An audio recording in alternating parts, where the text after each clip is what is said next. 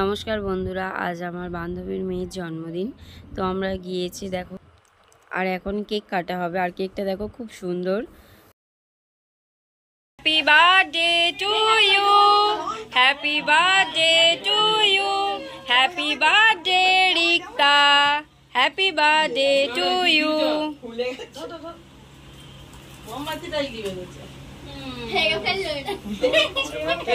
কি হলো?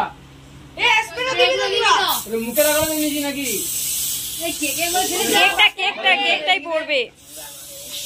ওপরের দিকে দাও, ওপরের দিকে দাও।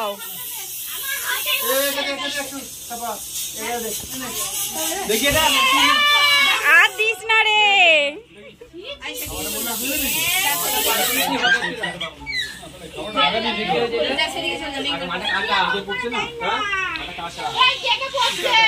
এই আর দিস না।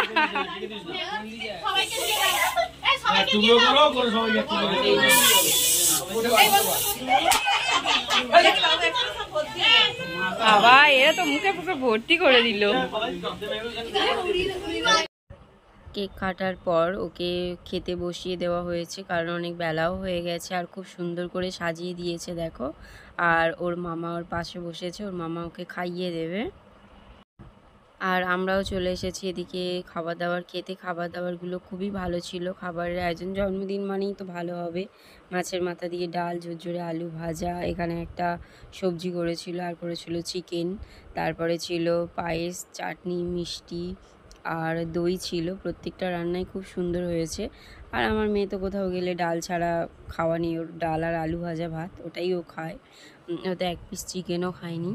তো এই তো আমাদের খাওয়া দাওয়া হয়ে গেল। তোমরা সবাই আশীর্বাদ করো ওকে, ও যেন মানুষের মতো মানুষ হয়। আর কেমন লাগলো ব্লগটা অবশ্যই লিখে জানিও।